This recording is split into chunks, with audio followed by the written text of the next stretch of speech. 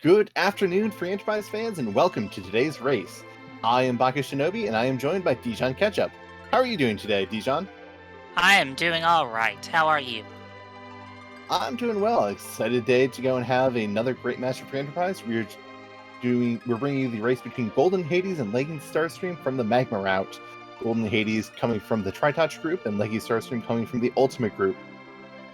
Both runners definitely want. The idea is for 3 wins, get to the big playoff race, but taking a loss is definitely nothing that anyone wants to take ever. But I'm curious how our runners are going to be going and pushing to avoid that loss and sneak out the win for themselves. Yeah, it's definitely got to be, imperative to get as many wins as possible. And with these objectives, we've got some pretty... I don't know. This is going to be an odd seat to route because we do have to forge the crystal, forge the legend sword with the adamant, conquer the Masamune altar, wake up Yang with the pan, and liberate Baron Castle. But we only have to do 3 of them. But all of those, with the exception of conquer the Murasame altar, those key items could be pretty much anywhere. Yeah. Go ahead. Yeah, like only one of the objectives is explicitly on the moon, that being the Murasame altar. But the moon could be required for any one of them because, you got your legend sword, your adamant, your pan, your Baron key. Yeah, you can go and you might have a better chance of finding the Baron key on Earth than the overworld because it could go and be getting the way underground or to the darkness crystal. Same with the pan, but the adamant and legend could be anywhere, so we're going to see a lot of as much checks as they can, so our runners are going to be very incentivized to be as efficient in their checks because they have so many key items to find. And with a Tellus start, who are you hoping for to be your starting partner? I would definitely want someone, just in general, having like an edge or, Edge is definitely a solid pick, and we're going to see who we're starting with. I'm pretty sure Porum wasn't pretty high on your list, was there? Were they? Maybe not so much with Atella. That's fair. And starting with the Twin Harp as well, that's not something I think our runners going to be terribly interested in going to very early because they have functionally 2 white mages who can't go and do a lot of physical damage. But we do have 3 characters on, so I expect we'll see a lot of checks coming out, character checks coming out. Probably, yeah. And if Tella ends up staying a major part of the party, then I can see them doing ordeals early if, the bosses in those spots allow for it. Yeah, that's a very good point. With Tella in your party, he's got, we're likely to go and find the Darkness Crystal to go and finish the objectives, so that turns on D-Machine grinds, which is a very efficient grind, and with the new manipulation that was created for this tournament, it's definitely very helpful. Ooh, and Leggystarscream is finding an edge in the watery pass. I think that solves early game damage. Definitely. And goldenhades jumped back immediately and checked the Baron in. Didn't actually fight it, but saw that there is a Yang being guarded by Keinatsu. Keinatsu is a boss you like to see in a low hit point spot like that because his big scary thing is the fact that his wave will do 4% of his current HP. Really terrifying when it's at places like the Rubicant spot or Elements. Not so terrifying when it's at a spot with 400 HP.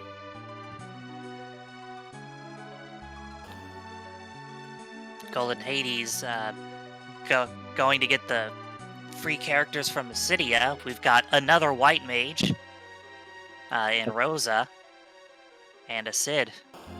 That Rosa is definitely going to be a solid pickup. Tellus starts with Exit, which is why Leggystarscream is walking through this entire watery path, going and looting as many checks, because with T Wildish, this is going to go and we have weighted treasures on, so this is one of the areas with a higher loot weight, and finding some decent things in there. We'll probably have a fair amount of money to go and finance some shopping. And I think I saw a wizard shirt, which, given all the mages we've been picking up. Agreed. And that little rod that Leggystarscream picked up is going to be pretty helpful as well. That, when used as an item, cast the Osmo spell, the Psych spell, and lets you just instantly drain MP, which can be very helpful when you have Tella in your party and he wants to go and steal some MP from a different character who's not using it much, like, say, Edge. Right. And Golden Hades getting his edge.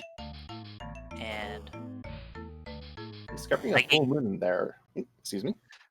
Leggy going to Mystidia, so a lot of trading off of the various areas Yep. here. Golden Hades choosing not to full loot.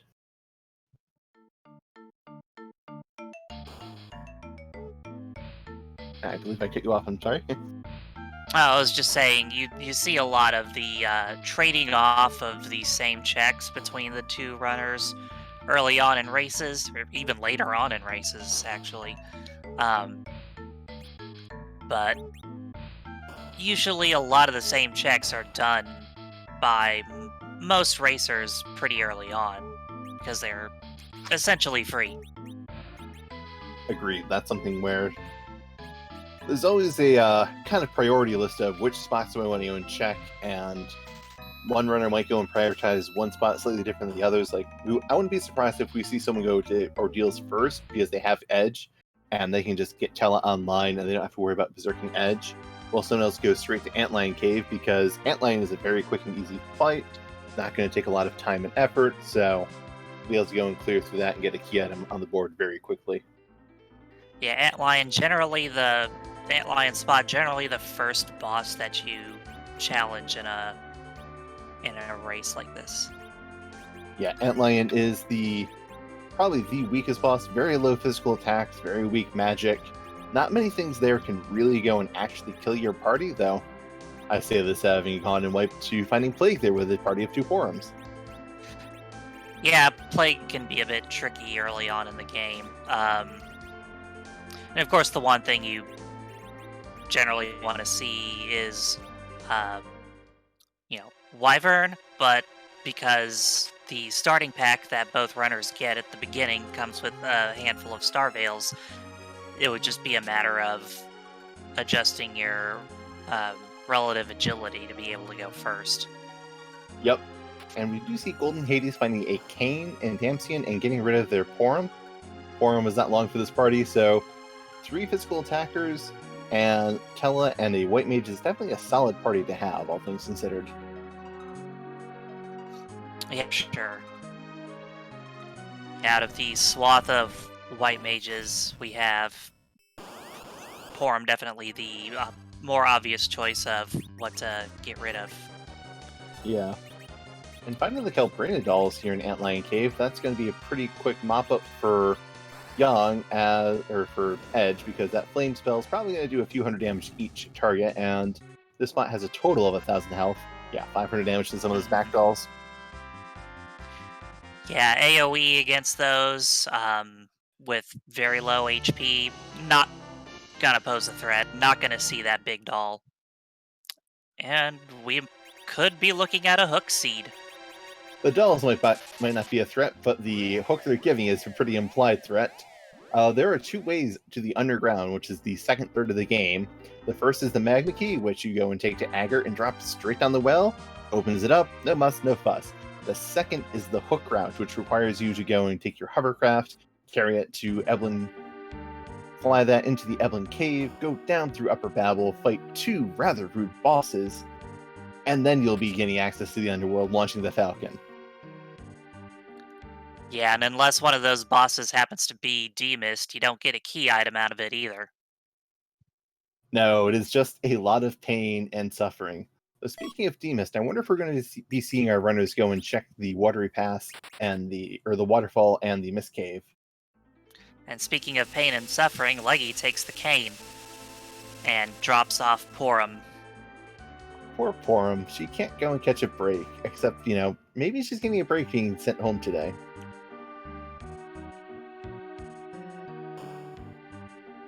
Yeah, poor him deserves a vacation.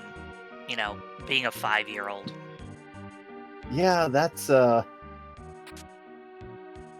the vanilla game. I'm still boggled by the fact the vanilla game. Yes, your job, 5-year-old child, is to go and spy on the Dark Knight who burned down this town previously. The Elder of Mysidia is definitely. They make some interesting choices, I guess, is the best way of putting that. Cecil has so many charges of child endangerment in the vanilla game. He's got Bridia, who he goes and brings to a war zone, and then another war zone, and through a mountain filled with monsters. Yeah, doesn't he essentially kidnap her? Yeah, I mean, in his defense, he did, the village was on fire of his own. Because he did it. I mean, he didn't need to. He was kind of tricked.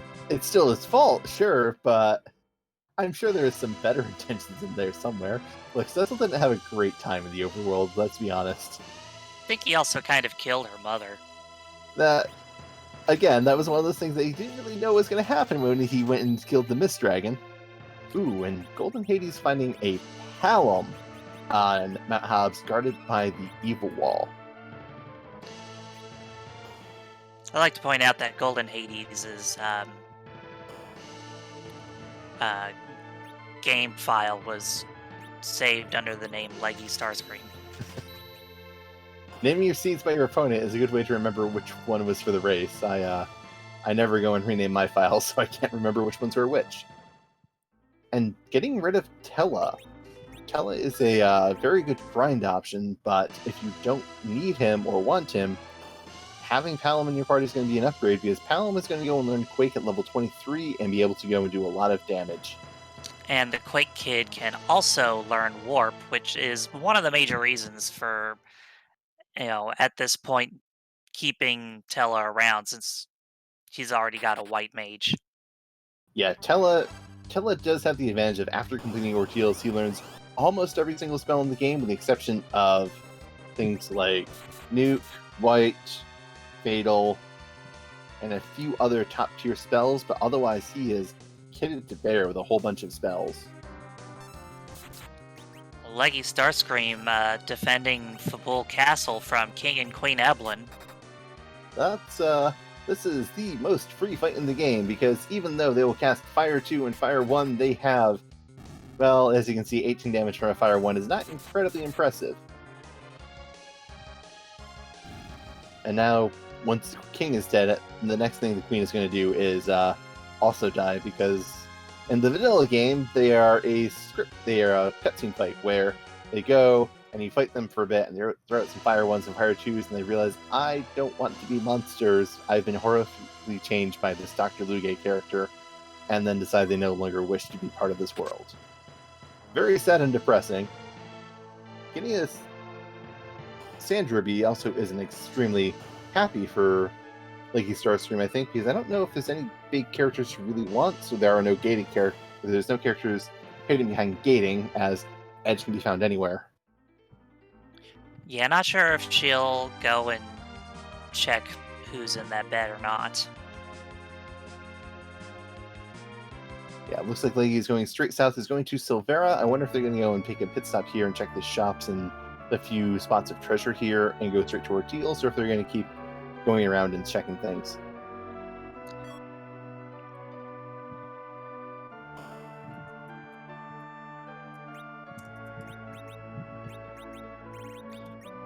And Golden Hades taking his turn at King and Queen Eblin. Leggy doing some shopping. Yeah, going and cleaning up your inventory, definitely an important thing to do. Having the all-important Thunderclaw in your inventory, which it might sound like a bit of a meme, but it's actually an incredibly helpful piece of gear. Thunderclaws do extra damage against, one, things that are weak to lightning elemental damage, and two, anything that's machine-type enemies take bonus damage from the Thunderclaw. And with Edge being able to go and equip them, you can get a lot of extra damage out. Ooh, and finding long blades, that is something that is very nice to see. Might see that Thunderclaw come into use on the Kainatsu fight, although it's in such an easier space that don't know if it'll actually be utilized all that much. Yeah, I think Kane is doing enough damage. Not Kane, Edge. Names are hard. Edge is doing enough damage already that just hitting Hanazo in that spot, I think, is going to be enough to go and take him down. Yeah. Yeah, that first Baron in slot is not exactly...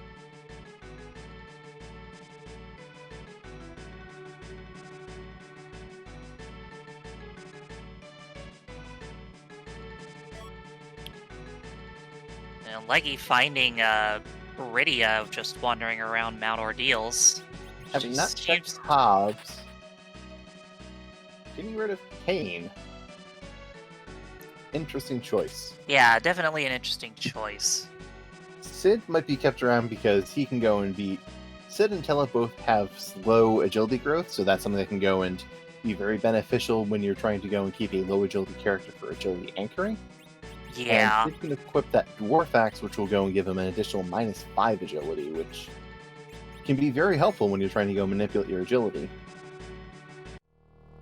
Also, maybe Rydia's insurance for if Leggystarscream, for whatever reason, can't go and get through this Ordeals, because Rydia learns Warp very early, and it's not going to take much experience for her to go and get to Warp.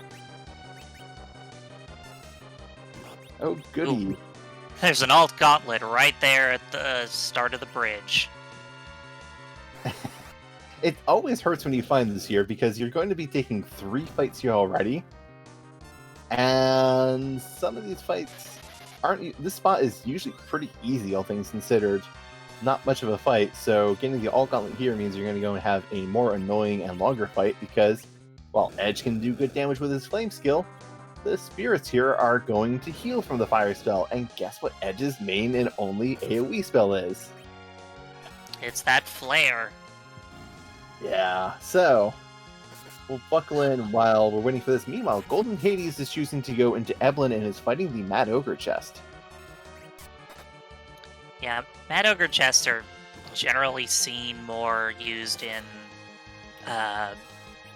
I forget which part of Babel it is, if it's the top one or lower one, but there's the chest of 4 that you usually see people, do the life glitch on. Yes, it is an upper Babel on the way down to the Rubicon fight, which we will have to go through if we are very much so in a hook seed, as it looks like we currently are at the moment. Ooh, and the Ogre taking out Sid, who's been doing the big damage, because I think Sid has the Poison Axe, which does quadruple damage to Ogres. And it punches down Rosa again. Yeah, those Mad Ogres, they hit hard. Yeah, another reason to take this fight would be to go and try and steal Bacchus Wines with Edge. Bacchus Wines are a single-use item which will go and cast Berserk on the user. Very helpful in a lot of situations, but getting punched like this is hard, and getting a Masamune... Rewarded. Yeah, hard to go and say this didn't pay off for Golden Hades. That is a very good weapon for his far and away best attacker. And this early in the game, too. Yes. The Masamune is Edge's highest attack weapon and gives +3 agility, which can be very helpful in a number of situations. Over on Leggy's side, Mount Ordeals living up to its name. Getting 2 fights in a row with lots of creatures that can't go and be killed with Edge's 1 flame attack is definitely slowing Leggy down a bit. But I don't know if... Well, Golden Hades is going to have Palom. Palom might be able to go and get through this faster. Yeah, not sure if any of those are susceptible to Quake or not, but...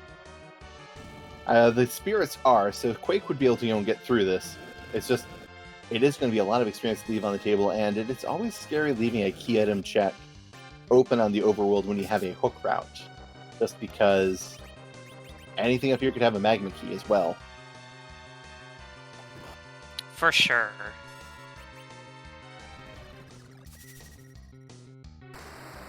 But I am taking notice of this path and seeing that every fight so far has had either spirits or souls in this alt gauntlet, which means that Edge cannot go and just take all of them out with his spell. Yep. Edge was too powerful, so they had to nerf.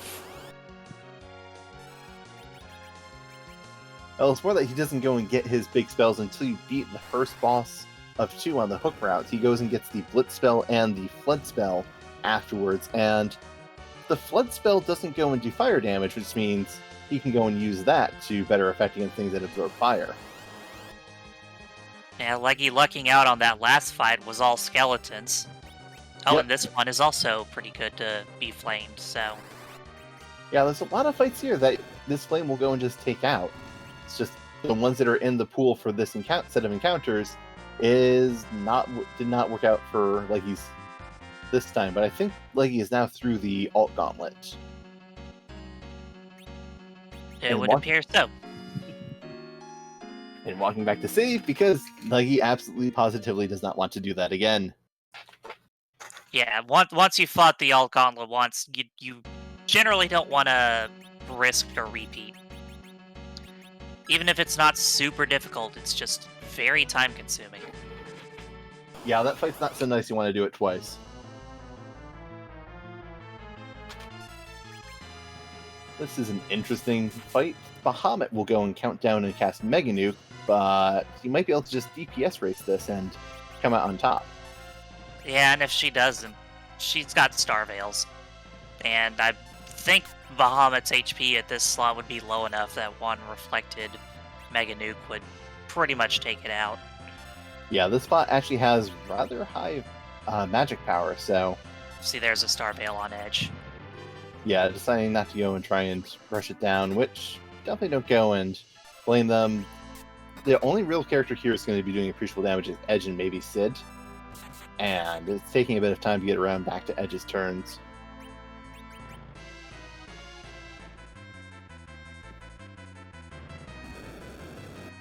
And here comes that Mega Nuke. And meanwhile, Golden Hades is starting Baron in and is finding the other blue robe, the Water Hag, in the second spot. So this is a very easy and free Baron in. Yeah, definitely not a spot you want to see the Water Hag, though, because this is a pretty generally easy slot to take down, and Water Hag is, one of the freest bosses out there. Yep, just hit him 3 times and you're home free. The only time Water Hag is rather scary is if he's in a, say, high attack power spot and is getting lots of hits off over your team. Yeah, if your speed's not good.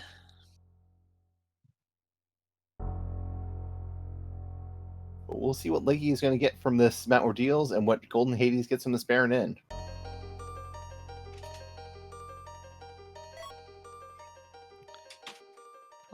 No keyless tower.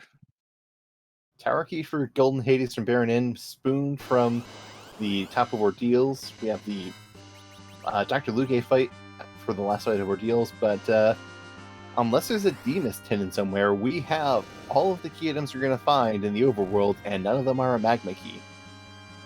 We do have the Twin Harp, so we could go and check that, and Callum does have Quake, so not going to help much at Twin Harp, but would be good for Ordeals.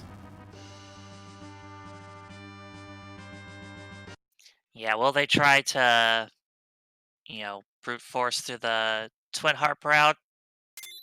Or just resign themselves to taking Hook route? And looks like Golden Hades is setting up to go through the Hook route, just not interested in going up Ordeals or into Cave Magnus.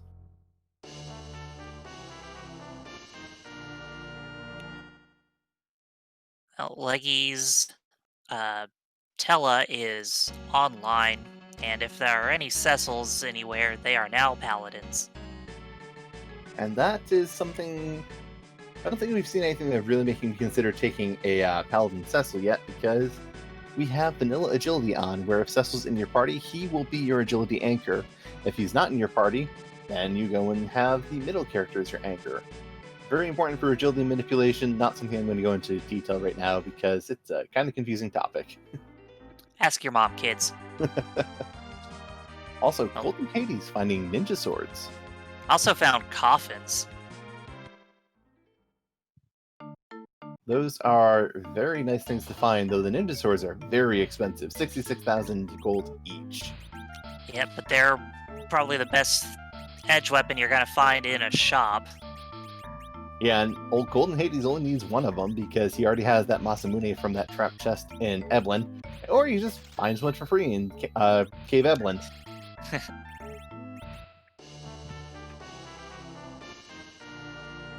Apparently, the ninjas knew how to sneak their swords into convenient locations. Leggy got herself a Sylph summon for Radia.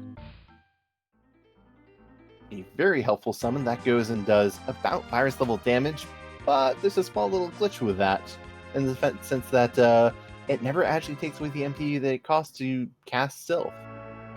So Rydia, as long as she has at least 25 MP, can cast that spell indefinitely. And it will also heal your party. It does, however, have a rather long animation. Yeah, that long animation is why you generally don't see it used a whole lot unless you're like earlier on in the game, and that's one of your better ways of keeping your characters alive and doing some damage with Radia. Yep. And we're seeing that it was a Rubicant sprite who was going and defeating the Yang that Golden Hades did not take on the hook path. So it could be a vanilla Rubicant, or it could be an Elements fight, which French vanilla?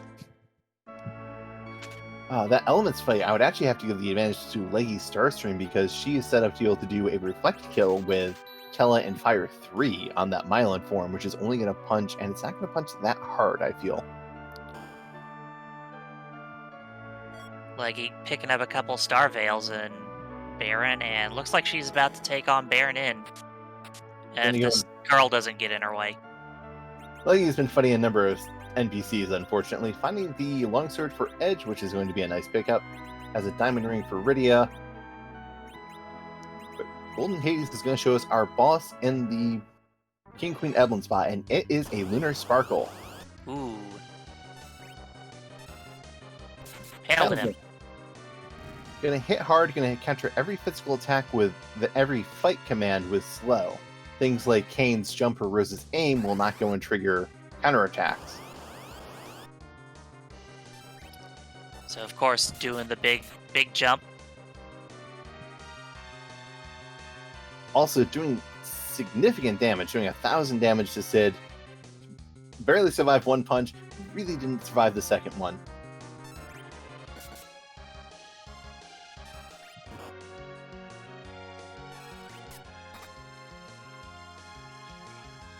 Yeah, Peldim is one of those bosses that is threatening in some slots and not as threatening in others. Golden Hades having no trouble taking it out. Yeah, and to answer a question from chat, would you have taken a Cecil in that hook spot knowing that there are lightsabers in Eblin's shop? I sometimes don't go and take Cecil when I have a crystal sword because I hate vanilla agility that much. And it's vanilla. Oh dear. This is going to be... Hashtag blame Dathis. And throwing one of the ninja swords to just send that out. Glare coming out, that is going to be... Well, Sid, I think, must be in some resistance gear because he did not get taken out by that Glare, but Rubicant here is definitely showing to be very fast. Leggy getting her tower key from the Baron Inn. And looks like she's about to take the hook route as well. Now that Reverna is going and scouting out for a Threemus, it seems, and now they're going and checking that Twin Harp. I can understand the Twin Harp, because Twin Harp is a rather slow check, and if you can get through this hook route, you'll go and get a lot of experience. Though sometimes the bosses here are going to be rather unpleasant. Yeah, and even though Leggy has that Rydia, she did not go to Mount Hobbs and check what that summon was, or check, who was being held captive. That's a very good point. I don't think either of her runners... Oh, no, excuse me. Golden Hades did that. That's where he got Palom. And Palom is definitely doing a lot of work. He is going and pulling out a lot of damage for his team. Leggy stocking up on some coffins as well. Coffins are always good. They do go and cast Fatal with a 100% success rate on enemies. Won't go and work on enemies that are immune to the instant death spells, but will work on anything else that isn't. And there are several bosses who are not immune to instant death. Yeah, there's a couple of different soldier fights that do not have the boss bit.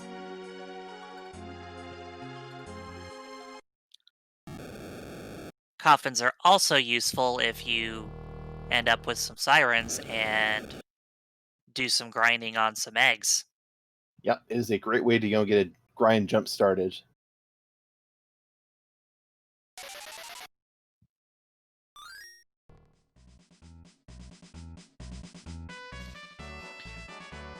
Goldenhades taking advantage of that flood spell that Edge just learned.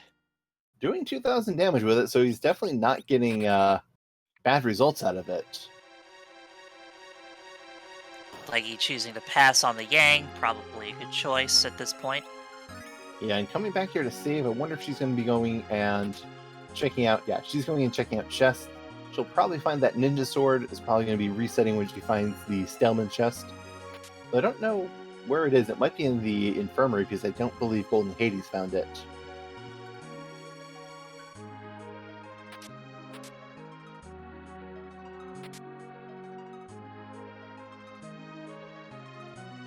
But Quake and ninja spells doing good work so far. And Rubicon is down. Goldenhades is getting through this hook route in just under 30 minutes. So, about a 30-minute underground access. Not bad. Nope, and I think the only thing they've faded so far is that Ordeals, which there are far worse things to go and fade a spoon. The lack of Paladin, Cecil, and Tella might be felt somewhere. And here's our Staleman chest on Leggy's side. Staleman being another one of the fun translation quirks that happened in Final Fantasy IV. Obviously preserved. Don't want to go and be changing the translation of the vanilla game, might go and confuse people as what these enemies actually are. Rather than, people who are working off of later translations. Indeed.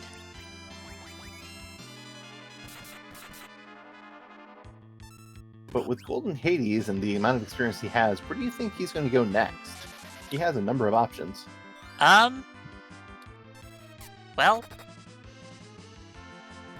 my guess, probably might want to check the shops or the freebies, Father Yang, even though we don't have to pay him, so you can get the free check from Sheila. It looks like Goldenhades is choosing to use a tent and might be going straight up this tower because he does have the tower key. He probably feels confident to be able to take out anything in Upper Babel, or excuse me, Lower Babel after getting through Upper Babel. That's a pretty good call, too. Definitely something you're happy to go and do. I have the most petty reason for loving to do this play after going and getting out of Upper Babel. And that is to go and ditch the Falcon. There's a few spots where you just get teleported into the Enterprise. After going and completing the Super Cannon check is one of them. You'll go, the bridge will collapse, the Enterprise will fly down and catch you in a dramatic fashion, and you're in the Enterprise. This is helpful because sometimes you'll go and park your Falcon in one location, such as in front of Toria, do the Tower of Zot, and end up in Baron with the Enterprise parked in front. And your Falcon still parked in Toria, so when you go back to Toria to try and park again, you have to take the long way. It looks like Hades taking the time to find a trapped alert chest and use sneak strats on Edge to build up a stack of sirens for grinding later. Definitely helpful, though it is a bit costly in time to go and do these sneaks. I can see maybe holding off on this until after you have checked the shops, because 40,000 gold I feel is easy to come by rather than the time it takes to wait for Edge to steal all these sirens.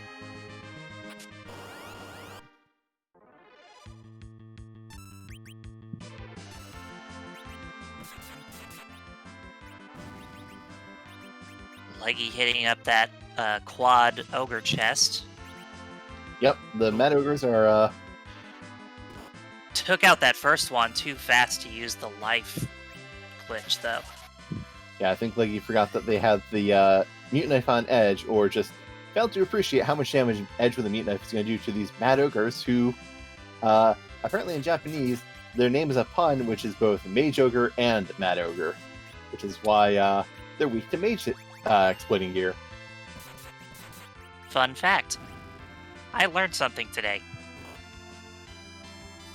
I am always happy to deal out weird information. And it seems that Golden Hades got an Avenger, which is one of the best weapons to have. Especially with a cane in the party. Hey, did you like the Masamune that's in Eplin Castle? Here's another one!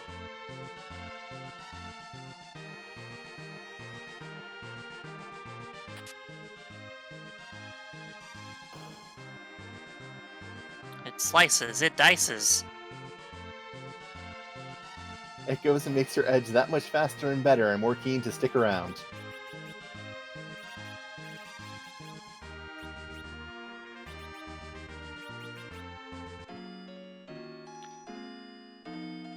But Leggy getting rewarded for not looting all the chests that Golden Hades had earlier. Yeah, from Golden Hades, the Avenger that he found is going to be helpful, I think, but he is going and giving time to Leggystarscream as he goes through and is trying to go and steal from the Siren that ended up getting killed, and now we're trying to rob the Stone Man, who is not going to get much. And Stone Man, incredibly resistant to magic.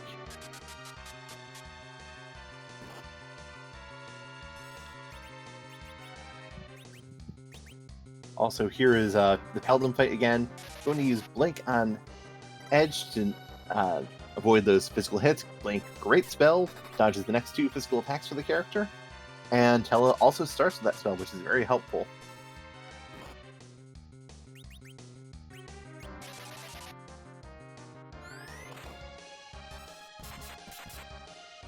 Meanwhile, Golden Hades is finding Bigan at the top of tower. Going to be very happy to have Quake Kid up here, though. This is going to be a very speedy spot and might take a lot of punches. Good old Snake Arms McGee. I don't believe there's much good about Bigan. It's more of one of those things that we tolerate his presence until he leaves. Could you imagine having snakes for arms? Like, how'd you pick anything up? Did the snakes just bite it? I have a distinct feeling that Bigan didn't think that part through when he was told he could have snakes for arms.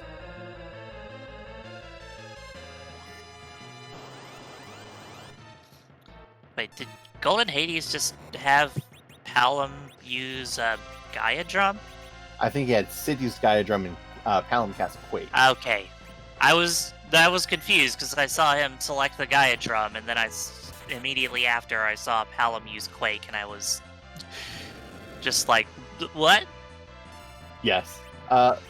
Quake is going to do a lot more damage than a Gaia Drum. Gaia Drums cap out a few hundred, like 800 damage on everything. Also, if you if you queue a spell before all the targets are up, you will go and miss things with spells that should go and be hitting all enemies. It's actually rather infuriating sometimes. Hey, do you know what Bigan's favorite book is? Are you going to tell me and I'm going to regret it? Probably. Okay, let's hear it. A Farewell to Arms. But they don't stay gone. They always come back. Maybe there was a sequel. I don't know. He still says farewell to them. And see, they didn't come back that time because he died. And Bygone is now bygone. Talon learned Warp, which is going to be a big reward for Golden Hades. The Murasame, not so much of a reward, but it can be better than a Ninja Blade. So both the Ninja Blade and the Murasame give +5 strength. But the Murasame is a higher attack power, but gives -5 agility.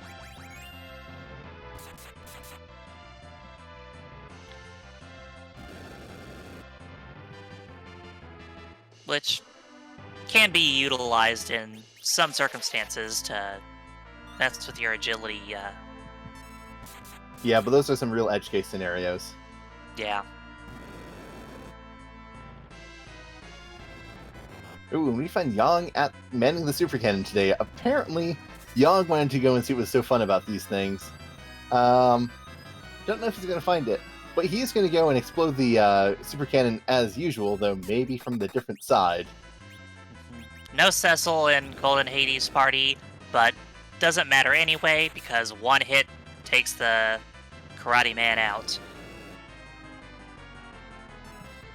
Yep. Meanwhile, Leggystarscream is going and trying to get through this Rubicon fight, is using Sylph, is berserking up her fighters, and the Fire 2 counters are definitely going and doing a number on Leggystarscream's team, so that's going to be a bit of a bother for her, I think.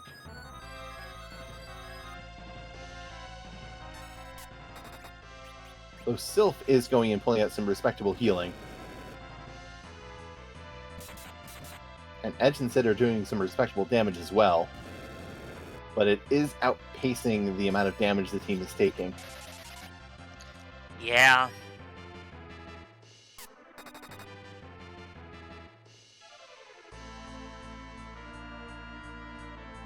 Luckily, Leggy also has that white mage. And we get the script kill as well. If you get Rubicon down to, I don't know the exact number, but is a very low HP, but don't finish him off, he will go and say his farewells rather than just simply fading away. Yeah, I don't ever really see that very often. Golden Hades doesn't seem to know where he wants to go. It did seem rather indecisive. I don't remember what they got. I thought it was an Earth Hammer, but I could be mistaken.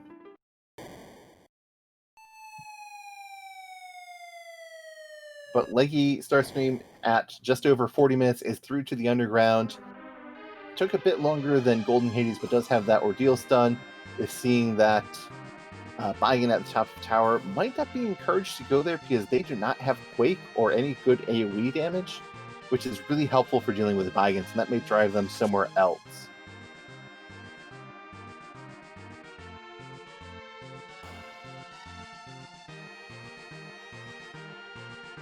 And chat is confirming, yes, it was an Earth Hammer from that tower key, so the Tower of Babel 2 spots, no key items from there. There was a Murasame, which could be beneficial for an edge, but definitely what other items you're looking for. We still need to find well, we haven't found any of the key items we need for our objectives. We still need both the Adamant and the Legend Sword for Objective 1, a Darkness Crystal in order to do Objective 2, a Pan to do Objective 3, and a Baron Key to do Objective 4. We need at least 3, potentially 4 key items still, and we have seen none of them so far. Yeah. And Leggystarscream validating the seed, finding out what the Job Dwarf's job is today, and is an aeronautical space engineer, I thought? Something like that. It went by fast. Oh, and Leggy finding sirens. That is... Golden Hades did spend a reasonable amount of time in the tower going in, farming some up, so that is going to be a pretty big boon for her. Or Golden Hades spent time farming them up, so it's going to be a boon for Leggystarscream to just find them and purchase them. She also stocked up on life potions here as well. Definitely a very handy tool, because something that we try and go and do, if you throw a life potion on a monster as it is dying, you will go and revive that monster. But the life spell works by going in, restoring the health based on their vitality stat. All monsters have a 0 vitality stat, so they die instantly, but you still get credit for the second kill. Golden Hades found Bacchus swines in the Dwarf Castle. Always good to go and have those Bacchus wines. They cast Berserk on the users, can be stolen by from Mad Ogres, but much easier to go and get by just simply buying them. Ooh, and Leggystarscream going and hitting the warrior chest on the way down. Skipped every other chest except that one, which is a little bit annoying. Now she knows the one chest not to get. Yep, but not going and checking the other chests. There is definitely something for... I like looting this area. This has some very good loot. Finding a silk web, which you can find those in shops, but it is a very helpful item in my opinion. Casting max slow, very helpful for a Zeromus fight, or some other really tricky fights you can get into. Golden Hades seeing a lunar sparkle in the Dwarf Castle, so we'll see who this could possibly be. We've only taken out Pale Dim from that pool, I believe. Yep. Another ninja sword in a chest Leggy looted. This is really a seed that should have been made for multiple edges. Well, it's the Wyvern. Well, Got a 1-star veil off, but now you gotta start a second fight with only one character living. that is definitely a bit unfortunate. Leggystarscream getting a Bahamut summon in the Feymarch chest. Well, Leggystarscream now has AoE damage if they want to go and take on that Bygone. We know they're not going to be heavily rewarded for it, but they have AoE damage. The Feymarch store had Hourglass 2 in it. And the Dwarf Castle has an Edward. Golden Hades is not inviting Edward to their team. What a shocking surprise. Leggy has the spoon, so we'll see if she takes him. Very true. I can see Leggy going and taking them over their current Sid, to be honest. Mylon and friends, not the most threatening boss. I'm expecting, yep, there's the flame.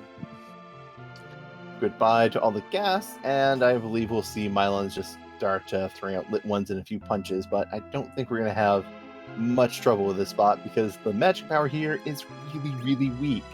So that Golbez doesn't just utterly destroy you unless you're me and you keep trying to revive your entire party, and then he kills you anyways. So we've got Magus Sisters King and Nope Rope Queen in the Feymarch. Yeah, that Nope Noodle is one that I don't like seeing. Well, hopefully for their sake that Nope Rope is not guarding one of the very important key items we have left. And knowing our restreamer Ellie, who wrote this seed, or Aliciel, who rolled this seed, it's going to have the Darkness Crystal. Shout out to our restreamer Aliciel and our tracker Persic Badger.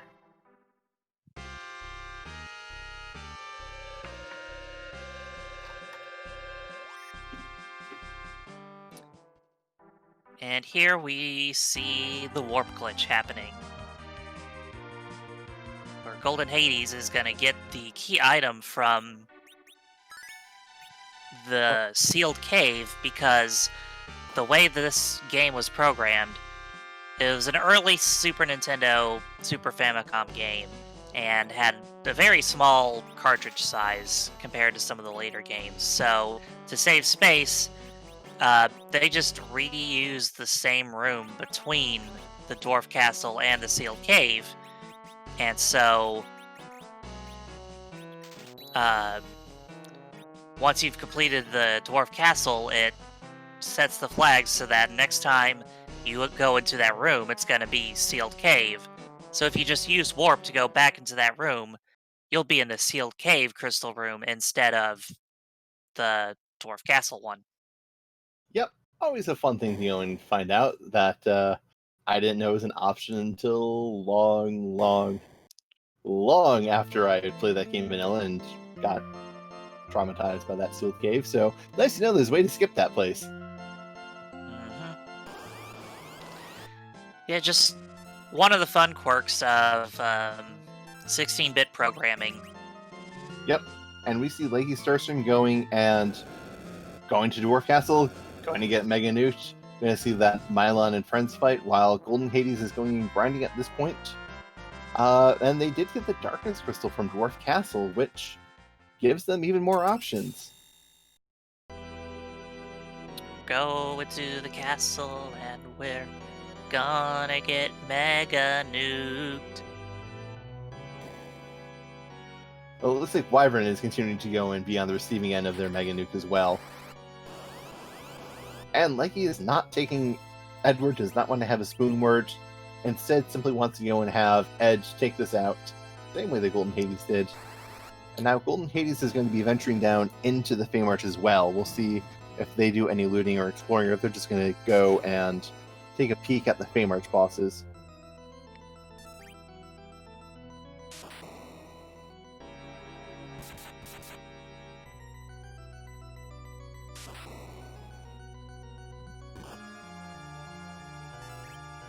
Yeah, there's I don't know the full technical explanation, but there are some doors that'll advance you to an area, then there are some doors that'll take you back to an area.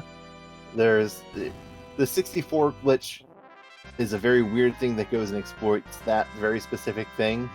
And I know that warp simply takes you back one area you were in. And in some places that means just go back one floor, other places it means go to the previous floor you were on. And if that sounds confusing, go into the giant and walk around in there and use warp. You'll go back to where you were, but in the sealed cave, you'll always go one floor closer to the exit. Isn't that the Linkin Park song? That would involve me going and listening to music, so I'm going to have to ask someone else for that. One floor closer to the exit, and I'm about to break. But Chat, yeah, help me out here. So basically the flag is updated for it thinking that it's the sealed cave one, but the flag for where the door leads has not been updated. Exactly. And so now our runners are faced with a choice. Where do they go? Golden Hades is going to be scouting out these Feymarch bosses, and then their options are Ordeals, Twin Heart, or the Feymarch bosses who are right here, or going to the moon. And they are choosing to fight the Magma Sisters. Interesting choice. Not the most threatening boss, but, obviously King of Monsters slot is... It is what it is. It does have disproportionately high physical attack usually, but Rosa is in the back row and Cindy's in the back row, I believe, so they're taking less damage. Magic isn't awful, but is definitely not the weakest thing here. Yeah, that reflected fire did a good 500 damage to Rosa. Yeah, that is something that is going to go and hurt a fair bit. Golden Hades swapping on the Avenger onto Kane. That is going to go and get him into the Auto Berserk status, but because we didn't input a command with Kane, he is going to keep the stats of his Weight Spear. And Leggy is doing an egg grind. Considering Golden Hades did that one right before, I don't blame Leggy for doing that. I guess she's just gonna do one. They are very good infusions of experience, and if you just want to go and boost your levels a bit, it's one egg does a lot for you at this point. You will hit the diminishing returns at some point, but one is going to be pretty solid.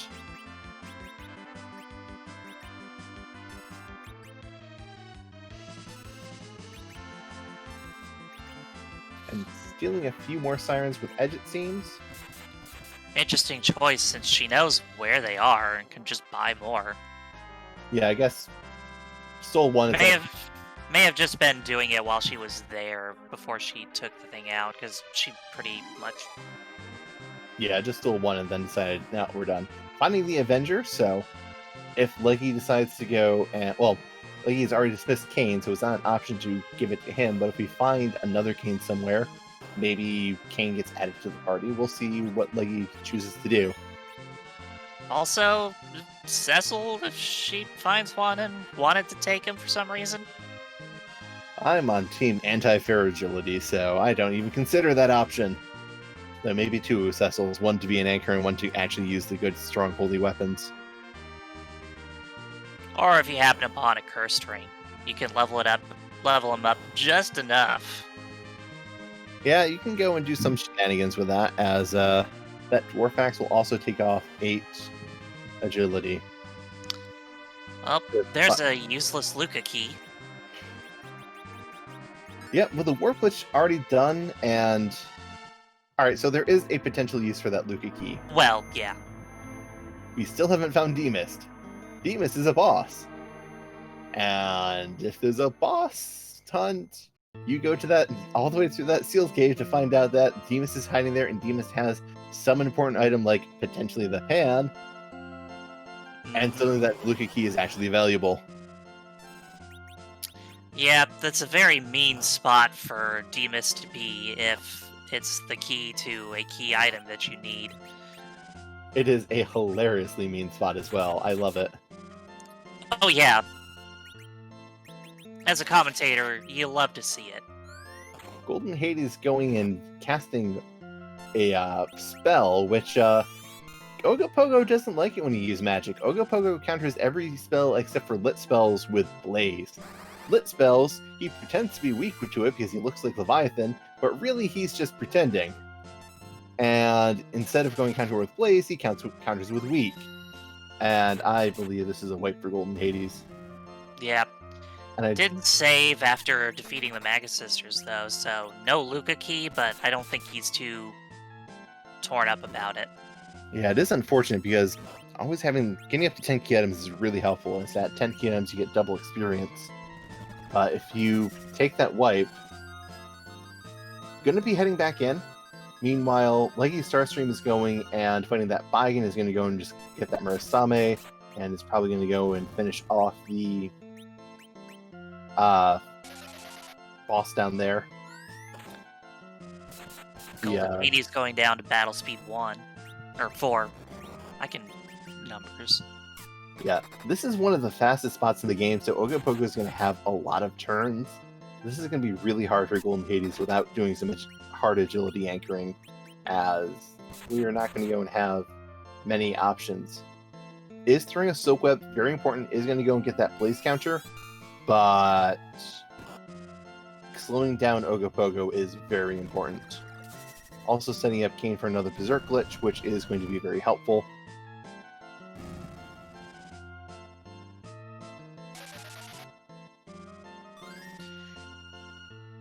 Yeah, the Avenger Sword, if you equip it onto a character in the menu during battle, it gives you the Berserk, but doesn't change the damage you're doing. Yep. That is something that's going to be very helpful, though. Another Quake coming out, we're going to get another Blaze counter. This is only Sid and Kane are going to survive this, and Kane is now permanently berserked, so... Oh, Edge does go and survive as well, but yeah, that's a reset from Golden Hades. A really rude fact of Ogopogo is just you can't go and do those direct cast spells on Ogopogo, because those Blaze counters are just going to do too much. You can reflect spells off onto him and just bypass the Blaze counters, but it's still a really awkward fight for mages, and Golden Hades choosing to leave. Yeah, I gotta just cut his losses. Definitely an important thing is good. He has a Darkness Crystal. He has other locations he can go to. So that's going to be beneficial. Going to find the Sirens that are here, so we'll see if he goes and purchases any. Also finding the life potions, which are very helpful. Stocking up on both. And Leggy, meanwhile, has destroyed the super cannon. Yeah, I don't blame him. Selling the Crystal Sword, very clearly telegraphing Golden Hades has no interest in picking up a Cecil. There are some people in chat who probably like clutching their pearls right now. I can never sell a Crystal Sword because I always dream of, but what if I find 2 Cecils? But it is the correct play when if you're we've seen that a lot of character checks already. It's very unlikely to get 2 Cecils, and that's a lot of money. Yep. And Golden Hades is choosing to go to Mysidia, is going to launch their big whale, and I believe they are going to go and go to the moon. It would seem that way. Definitely makes sense because Golden Hades knows that they need at least 3 different key items, or 2 different key items, maybe 3. And they do have an objective on the moon with that Murasame altar. Go to the Murasame altar, do that, see if it gives you something. If you get the pan, maybe you come back. Or you can go and just full clear the moon. I think this is a pretty good play. Yeah, at this point, I believe neither runner triggered the first check for Sheila by just talking to Yang and not using anything. Yeah, that's something that can get a little dicey just because sometimes you go and don't want to do that because you want the pan to save the trip down there. Sometimes, however, Sheila has the pan, and that's going to be what you need. Yeah, you always want to check your freebies. Also, Yep. we had a bedward on Leggy's side. That's She's gonna buy a stack of mute bells. That's looking like a warlock grind on the moon. There's a fight. There's a number of different fights you can use. So the siren will go and always summon the rarest encounter on the encounter table, and in the underworld, in that little strip that we go and land on, it's that egg that hatches into a yellow dragon. Down in the moon in parts of Cave Bahamut, you can go and get 2 gold dragons. And on certain floors of Luna Subterrane, you can also find gold dragons, or you can find a 3 warlock fight. Leggy went to check for Vanilla Demist, only greeted with Leviathan. At least she has the information that Demist isn't waiting there for her, which is going to be pretty beneficial. And Yep. Golden Hades found Demist.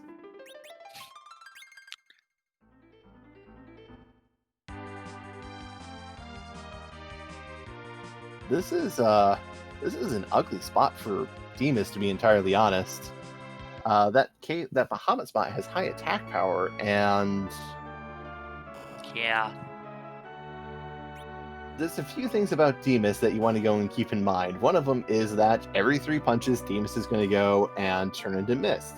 Every time you try and punch Demus when they're mist, they go and counter with cold mist. So you don't want to go and berserk your attackers, which is really unfortunate because berserking your attackers is what you want to do every fight. And not only that, but you waste time with a message that comes up every time you whiff. Yeah, it's very, very unpleasant and quite rude.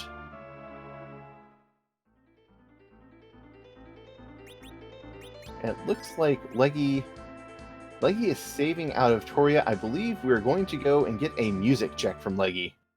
Ooh, fancy. This is a check that we have not seen yet. Yeah, we've had this open since very early in the game, so Yeah, Leggy, I forget. What spot was it at? I want to say this is from Fabul, because I believe we started with Twin Harp. Thank you, Berserk. Oh, that was the starting item. That's right. Yeah, we got the Sand Ruby from Fabul. Yeah. And we got Hook from Antlion Cave, Spoon from Mount Ordeals, Tower Key from Baron Inn.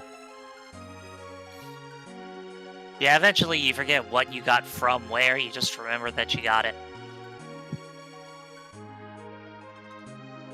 It's very hard to keep some of these things in line. But we are going into Cave Magnus, and in the vanilla game, Edward plays a rather somber tune on his harp, but randomizer, we can't go and leave things vanilla. We have to go and randomize it, right? So we go and have work done by our developer Boardface and Calamity go and produce some songs for us to listen to. So we get a random song every time we play a different seed. Yep. now we're gonna be quiet for just a few minutes so you can hear it. Indeed. Let's hope we get a... Well, we have a lot of good ones. Let's see which one we get is a better way of saying it.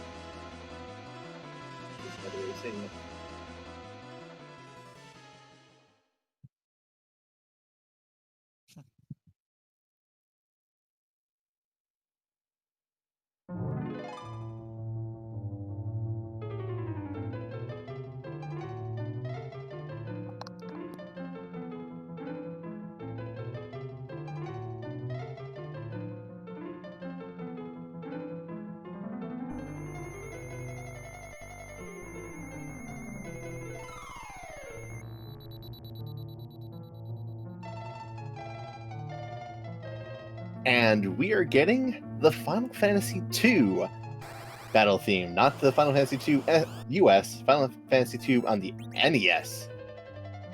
Ooh, and finding Odin here. This is going to be... Leggy is going and pulling out the best claw in the game, the Thunder Claw, to go and deliver a shocking blow to Odin. It's Chekhov's Thunderclaw. You saw it in the beginning, and now it's got to pay off. The Thunder Claw is always the best claw.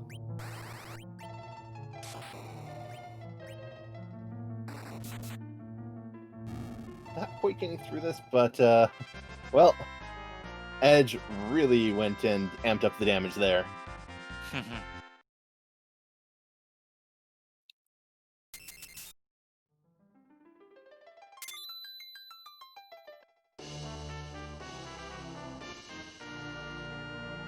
Like you gain the Earth Crystal from here.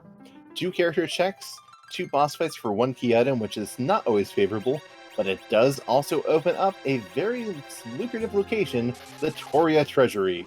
As we said, we have weighted treasurers here, and there is no place weighted higher than the Toria Treasury. Are we gonna get to raid that treasury? I don't know. Lucky's found a lot of stuff. She's got all these ninja swords that, like, she only has 1. Does she really want to go and do that? Okay, fine, Alciel. The trap chests in the Lunar Subterranean do have a higher chance of giving good items, but they're trap chests in the Lunar Subterranean and no one does them. So, this is the most lucrative treasure spot in the game that people actually check.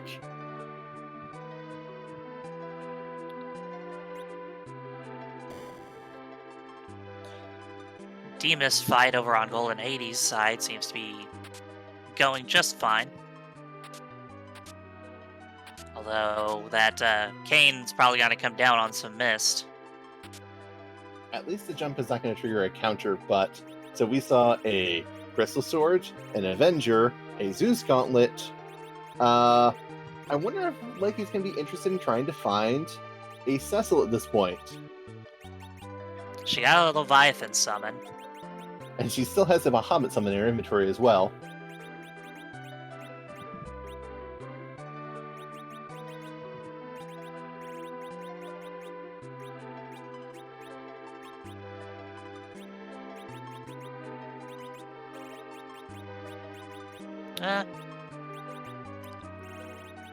I'll give this one... I'm gonna give it a... God, that's... If we find 2... Alright, if there are 2 Cecils in Zot, 10 out of 10 treasury. If there are no Cecils in Zot, 6 out of 10 treasury. I would have given it a 5. But it'll go up if she gets a Cecil that she wants to take and use. Yeah, and obviously even more if it's double Cecil. Yep. Chat pointing out that Wyvern is gone. That's correct. I still don't play playing fair with agility. It's terrifying. Going and actually having to do a Z-fight, honestly, is not something I enjoy doing. Also, just pointing out, we are over an hour in with no objectives completed. That's, from my experience, not super common. That's something that's always panic-inducing. Yeah, especially when you don't know where your opponent is and you're just thinking, oh, they've probably gotten at least 1 by now, if not 2. Yeah, it feels... There are so many different objectives, like, so many different ways to hit one of these objectives. It can feel really awkward to go and not have one done. Leggy does know that she has access to one in the form of the Murasame altar, but going up to the moon is one of those things you want to commit to, and you don't want to go and just keep going back and forth. Oh, this is gonna be an easy fight. Yeah, these are the Baron guards. These are definitely not... Okay, they can be a little annoying because they counter spells with Piggy and physical attacks with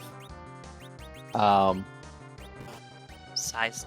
size. Yes, thank you. I'm glad you remember that. I was getting distracted by Leggy going and pulling up those mute arrows, which are going to do some pretty good damage. Yeah, I thought Leggy had mute bells. Maybe she doesn't. She might be going and saving them, not wanting to use on this fight. I can't disagree too heartily with that because Dragon God says hi. Dragon God says bye. Yep.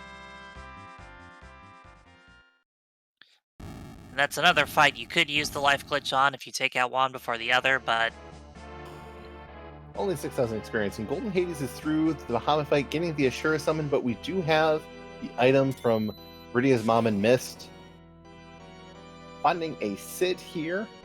I have a suspicion that Leggystarscream is not going to be terribly interested in Cid, but maybe the second character here will be a bit more intriguing.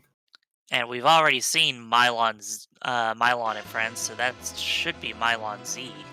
Well, that's the fight at Dwarf Castle, so we saw... Oh, okay, so yeah, that was Mylon. Oh, there's a pally. So how much do you want to go and play around with the Crystal Sword Avenger Cecil?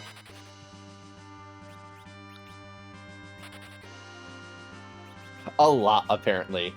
Yeah. Well, and at this point in the game, Tella's probably outlived his usefulness.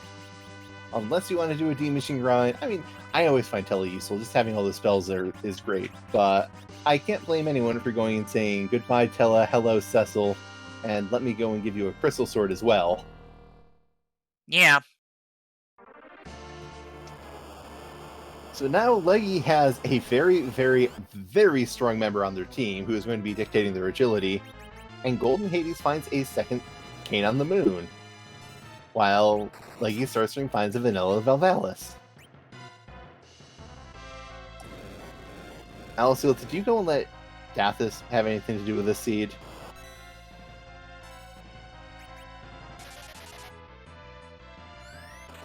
It's Valnilla. Well, it's certainly not value.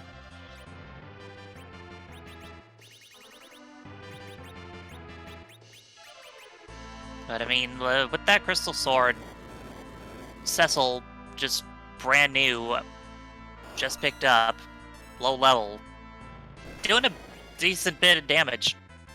Turns out when you have a 200 attack power weapon that gives you plus 15 strength, you do a bit of damage. And unfortunately, Bahamut is missing because this is a spot where Valvalis, when spinning, has maximum attack power.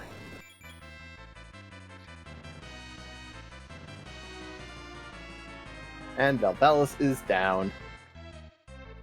And Golden Hades is fighting a Dark Elf.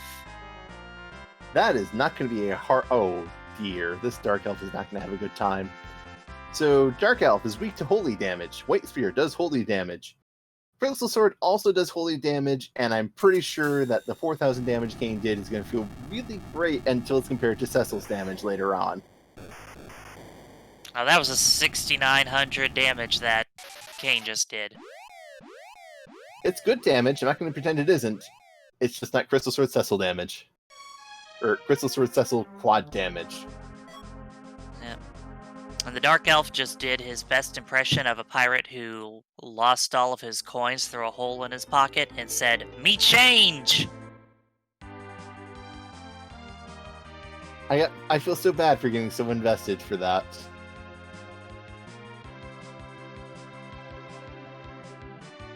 But Leggy is going back down underground, And Leggy is getting ready to go and check Sheila 1. Only got a glass hat from the Tower of Zot, but I'm pretty sure the Cecil is the real prize. And the Murasame altar had an Artemis bow, but it's our first objective on the board, so... Indeed, in hour 13, Golden Hades is the first among our runners to go and complete an objective.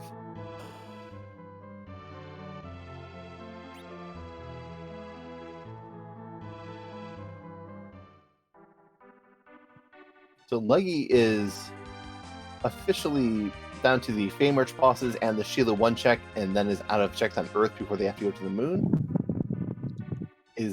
Looks like they're going to go and do a little bit of egg grinding as well. Probably want to get their Cecil up to speed a bit.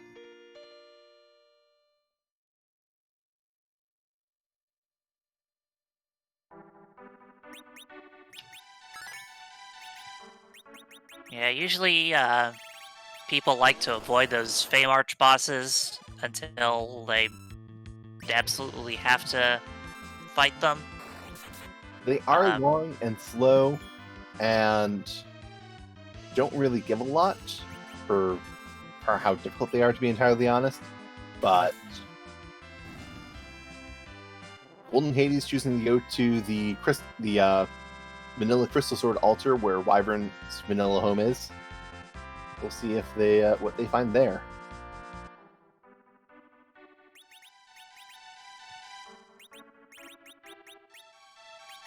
But we know that the Maga Sisters at the King's Spot just has the Luca key, which, since D-Mist has been located, we know has absolutely no value whatsoever. But we don't know what that Nope Rope is going to do. Yes, that Nope Rope could go and have... We could go and have a Root Seed where the Nope Rope has the pan, and the pan gives the Baron Key, and hey, that's go mode.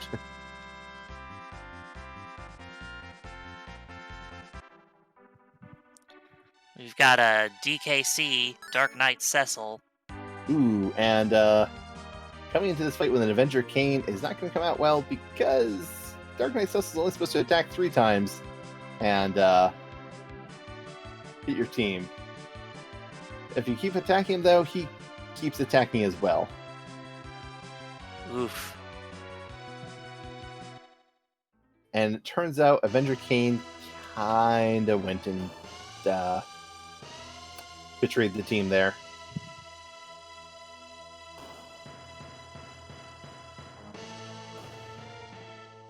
But Sid does seem to have enough HP to be able to survive the hits here. Just, well, barely. He's going to need some heal. Oh, but didn't go and take the Avenger off Cain, so Cain is going to be interrupting that script. Leggy finds the Baron Key from Sheila 1. The objective number 4 is now doable for Leggy. And that is why you check your freebies. I agree wholeheartedly. Leggy now has, if this Baron Key leads to the Pan or the Adamant and the Legend, which Baron has 2 spots, it could have both, we will go and have something good. Golden Hades resetting again, and this time trading off the Avenger. Definitely what he needed. Yeah, doing about 1100 damage per Dark Wave, so going to do quite a bit to Sid, but Sid is in position to survive.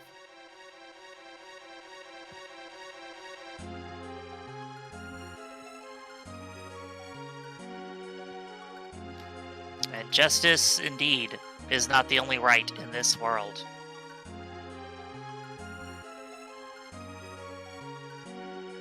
And someday we'll see. Not today, because Dark Knight Cecil's a busy man. He can only go and do those dark waves for so long. But today we will see a Dragoon Spear. Not value. No, I mean, hey, if you want to go and grind gold dragons, great weapon for that. But Golden Hades needs to find the Adamant and Legend or the Pan up here. Preferably both of those, because he really needs to go and see Sheila 1 to get that Baron Key.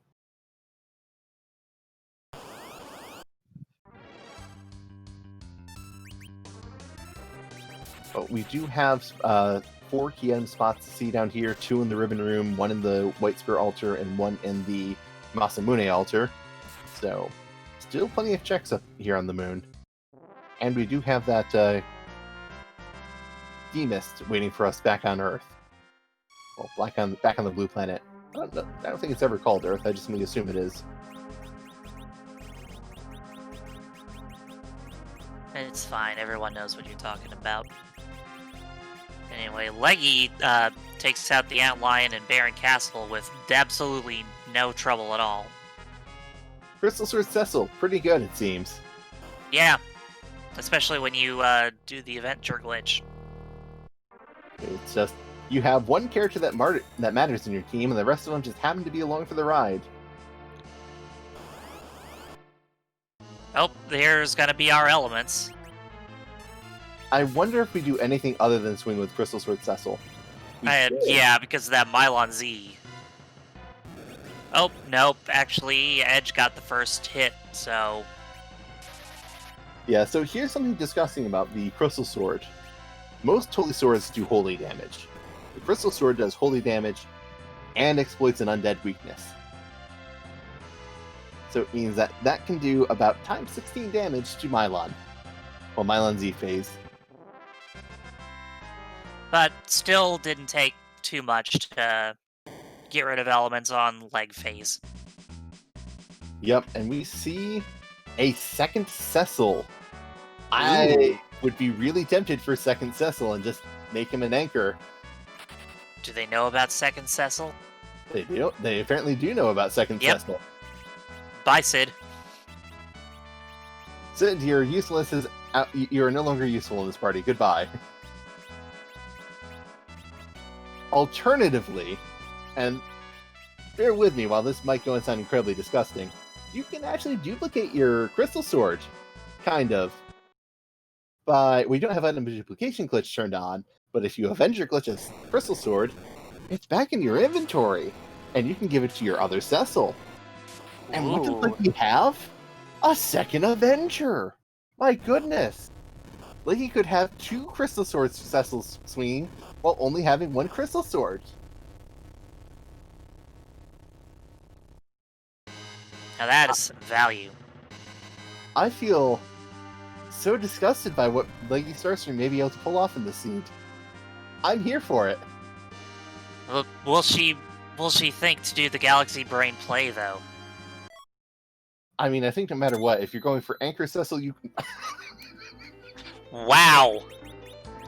More Cecils! More Cecils! Get us a party of 5 Cecils! Come on! We can go and Avenger glitch 3 of them, and then the last one can be an Anchor.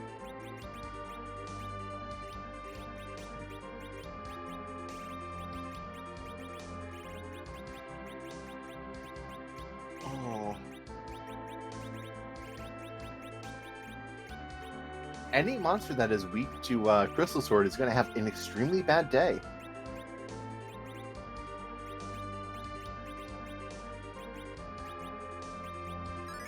Goodness gracious. Gosh. This seed.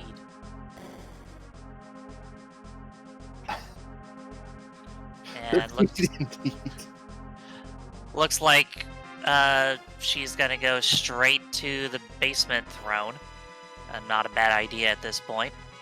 Meanwhile, goldenhades is dealing with the CPU on the moon. I'm not 100% certain which spot this is. It may be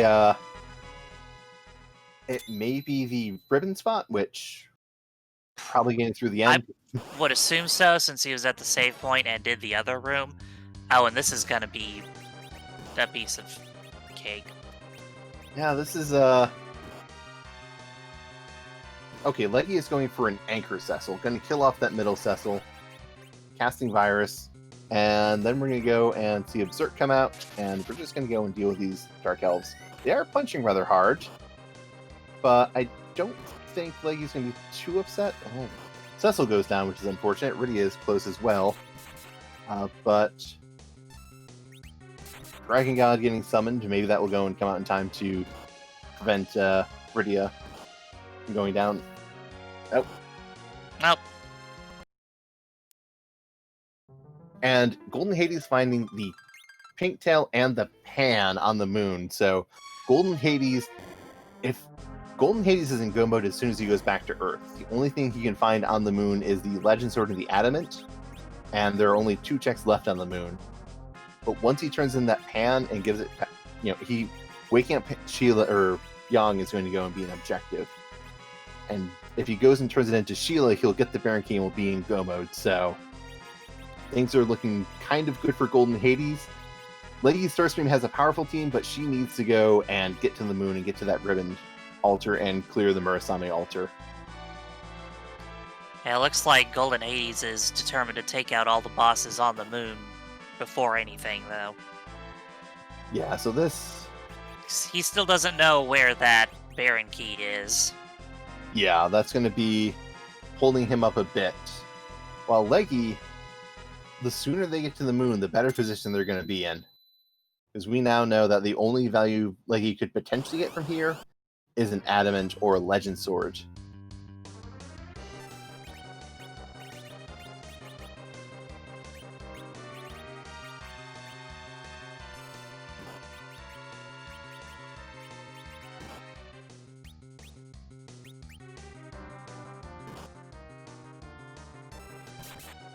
And both our runners going in getting people back up after getting knocked down by some variety of damage that's coming out.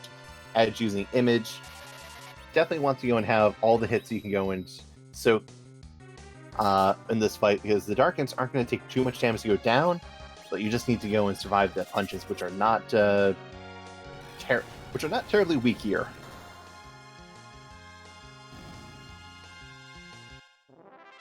But Dragonbot says hi, the Dark Elves say goodbye.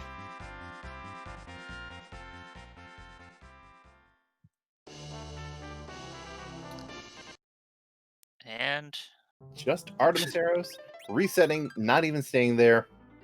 Don't blame them. Don't blame Leggy. Yeah, she's out of there. So the real question is, does Leggy go and check Fey March, or does Leggy go to the moon? Leggy. I think Leggy goes moon. Leggy faked me out going straight to that Aggregate hole and then turned hard right and went to Atmosidia, is going to summon the whale. I believe they're going to the moon now. If the sooner they go to that ribbon spot, the sooner we're going to know who is going to be in the lead, because Golden Hades has just finished the White Spear altar, is going to get the item there, and is only going to have the Masamune altar left. And then they're going to be returning to Earth, and they will probably be getting the information of where Gomo is, and will just need to be executing on that.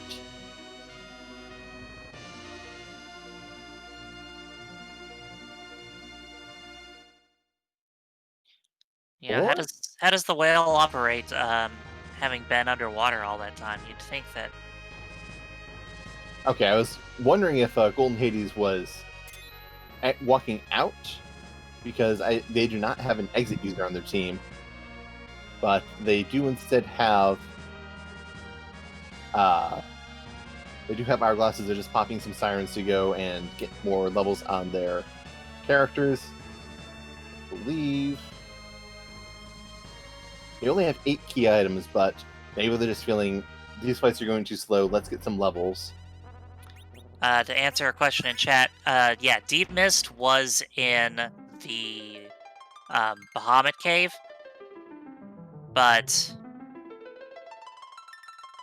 Golden Hades is the only one who's fought the Deep Mist and has not gone back to Earth yet. So there is still an item check there.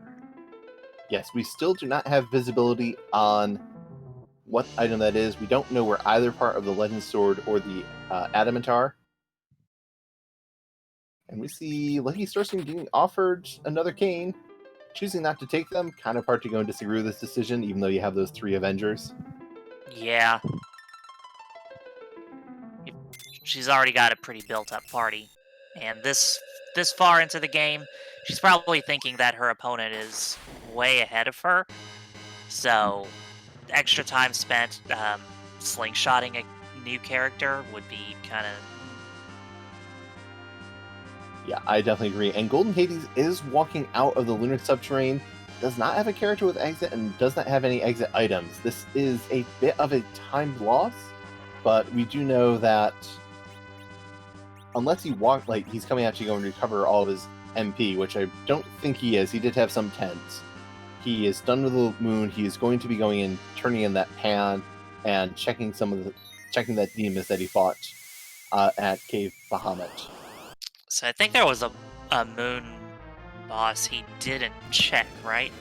Yes, Or I did believe he? Gift the Masamune altar. Well, speaking of Masamune altar, Leggy is doing the Muramasa altar. Or Murasame altar. Murasame made by Muramasa. Because, it isn't confusing enough to know that the Masamune is made by Masamune, but the Murasame is made by Muramasa, who is Masamune's apprentice. But who was on first? Look, what I want to know is where's the caveman?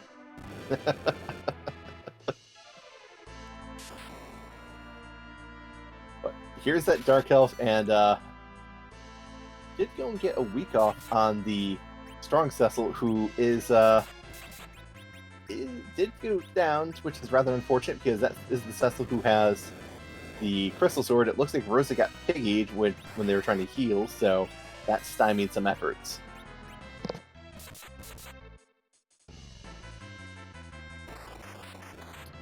Still got a virus, that Cecil, though. Gotta make sure your anchor stays down. Cecil gains a lot of speed really easily, and I don't believe either of our runners have a curse ring, so they're not going to be able to really lower Cecil's speed. But we are in the second phase. You're going to have to be dealing with Dragon Breaths and other punches, but we do go and have to get to avoid the Weaks, the Piggies, and the Fire Tubes, but also doing a lot of damage here. Edge doing a reasonable amount of damage. Cecil not quite going down to that Dragon Breath. And Cecil does quad 9 damage with his sword, so... Yeah, just casually quad 9. Look, Kane with the White Spirit's good. Cecil with the Crystal Sword, just that much better. And it is an adamant from Japan. That is, like, extra value right there. And he's probably gonna go get that Baron Key now. If we get a Legend Sword from Demist or Sheila 2, this is a rude seed. Yeah. But the adamant being behind the pan means you are absolutely required to go and do that ribbon spot. The sooner Leggy goes and does that, the better. But Leggy is done with the Murasame spot, so she has her second objective complete. But she is leaving the building. Yep. And Golden Hades does have objective number 3 complete. It is just, he's going to get the Baron Key here. He'll be able to go and do that very quickly with his level team. And then he's going to go and be needing to see what's there. Or we get the Legend Sword, and Golden Hades is now in go mode. The pan giving both halves of the Legend Sword. Wow. Sheila blocking 2 objectives. The pan blocking 2 objectives, or 1 objective as well. Sheila's got the goods. Oh my goodness. This is a pretty stunning reversal, because Golden Hades doesn't have to spend the time of going and clearing Baron. It's going and checking the Demist item, maybe hoping to see if they get another weapon, see if they go and get another key item, but I think with the Crystal they're going to be at 10 key items. And Leggy is going out to go and look for a treasure chest, only finding a Defensor. Defensor is a good weapon, I like it for Kane, but probably not what Golden Hades is looking for. At this point, we've seen so many better weapons, though. Yes.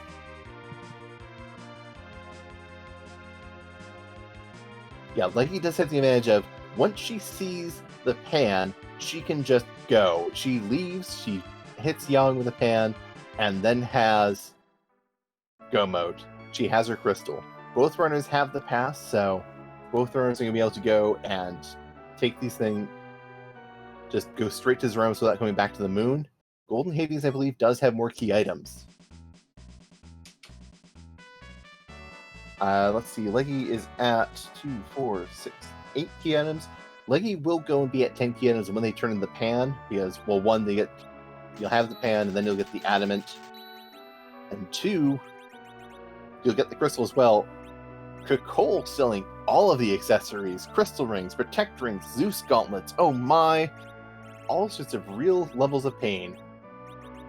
And Leggy doing a warlock grind, going and just calling up the warlocks there, going and using a mute knife on edge, using those mute bells, but Leggy needs to get down to the bottom and deal with that CPU, because Crystal Hades, he's in go mode. He is going to be going into his Zeromus fight very shortly, I believe.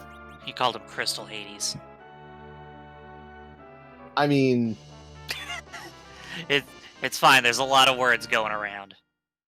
Crystal Sword Cecil is a golden sword, so it's kind of... I have no excuse for that. Well, Golden Hades gets an X-Cal and a crystal. So Golden Hades is officially in go mode. It is now just the... How many levels does Golden Hades want to take before they go to Zeromus? Golden Hades does not have Nuke on Palom, but does have a Rosa with good levels. Doesn't seem to be interested in grinding, is going straight up to the overworld. I'm going to guess they're going straight to Toria and going to be getting ready to face Zeromus. Yeah, I'm thinking maybe he's just going to go straight Berserker strats. It is very... Not even... Okay. I appreciate boldness, but going without any saves is a little too bold for my heart. Hey, what's with all these emotes in chat? They look like flags asking about the letter Z. Are you sure it's not a 2? Maybe they want a second seed. Maybe they think this one is too fast when you need a second seed. Oh, it's second Cecil, probably. Oh, yeah, that... But, well, Golden Hades doesn't have any Cecils. Yeah, they're asking why he didn't take one. Or 2. That's fair, but we are approaching Zeromus, the final boss of the game. Doesn't get added into the boss pool like all the other bosses because, well, he's a bit too everything, a bit too strong, a bit too mean, a bit too complicated. But we can't just go and do nothing with him. This is a randomizer. So instead, we go and give him a makeover. And by we, I mean Boardface and Skelikitty, with over 450 different sprites for the Zeromus to turn into. We have a wide pool of makeovers for him to get. So let's find out whose butt we're kicking this afternoon.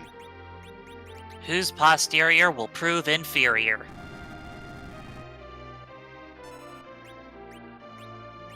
Extreme Makeover Zeromus Edition. And we'll see who we get.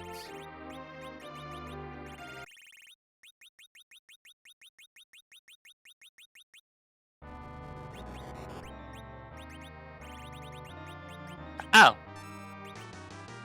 It's Delicmus. Exterminate. You know, I do believe they have very similar ideologies.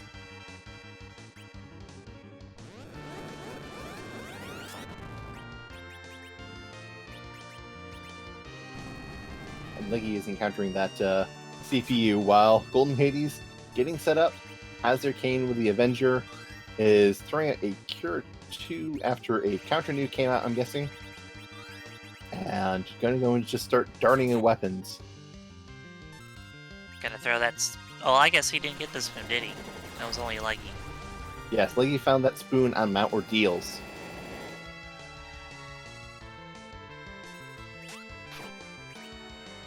First Big Bang comes out, not too much nerfed, because when Zeromus goes and casts spells, he sets his magic power to a certain point so that it remains a tough and challenging fight. And Nuke is a much more powerful spell than Big Bang, so Big Bang has a higher magic attack power. If you cast Nuke at the same magic power as Big Bang, then, well, you would go and get your one character wiped out every single time without fail, pretty much, which isn't that interesting. So instead, the script will go and shift things around. On the first Big Bang, if you go and trigger any counter nuke, the Big Bang goes and gets set to a lower spell power, which is really helpful. Indeed. And if you're lucky enough, the counter nuke will get countered again by a Star Veil. Yep, his counter nukes can still be reflected.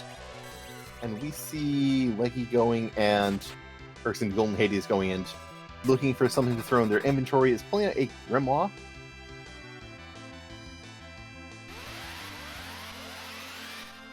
Pulls Threemus, which isn't great, but also not absolutely awful because you have a character with some decent HP. It's doing actually not awful damage. Oh, and bonus, the nuke did in fact hit the Star Veil on Palom. That's always nice to get that extra bonus bit of damage.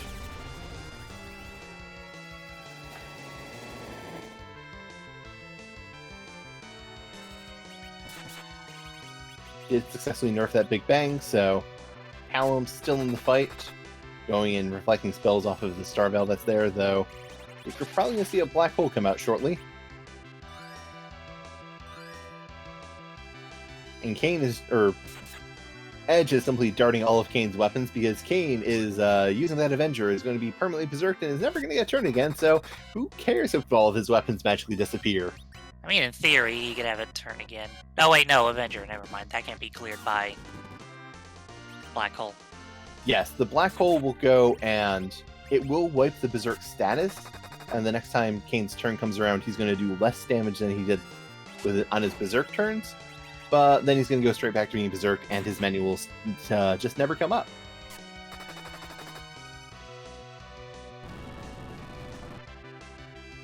And Dalekmus going and didn't get a Black Hole off. There's the normal order for Zeromus' turns, and these are Shake, Set Magic Power, Big Bang, go Black Hole, and repeat the cycle.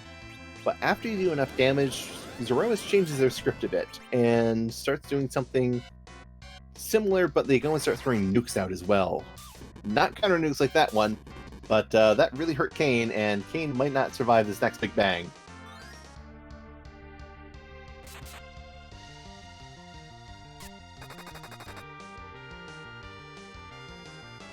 Meanwhile, Leggy, kind of just having a war of attrition with the CPU. Yeah, threw on that Thunderclaw, which does bonus damage against machines, but oddly enough, CPU does not count as a machine. CPU is just kind of a normal enemy. It's also not even a floating enemy.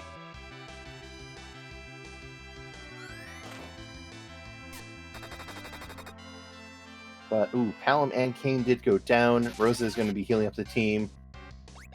Life tuning Kane to get him back into the fight, so we'll see how this goes, but definitely need to get some healing out shortly for this team. Nuke on Rosa is really bad. That is not something you want to ever have happen. Rosa going down is definitely not the thing you want happening in your Zeromus fight. He just immediately throws a life potion on her. Just like he knew that she was not going to survive that, so. Yeah, and Edge is berserked, Kane is berserked. We're going to go and see how this goes. Sid is berserking himself. Rosa is going to be throwing a full party cure 4. We've got rocks. Rocks are coming down. This is going to hit the whole team. Yeah. Rosa doesn't dodge, so she goes down. The team is zerked, but I think this is going to be enough for Golden Hades. Just needs to go and push through maybe 12,000 damage. And meanwhile, Leggy gets through the CPU, now in go mode. And unfortunately for Leggy, just a moment too late, as Golden Hades has finished in first place with an official time of 1 hour, 41 minutes, and 15 seconds. GG to Golden Hades. GG's. We'll take a look and see if they are interested in an interview.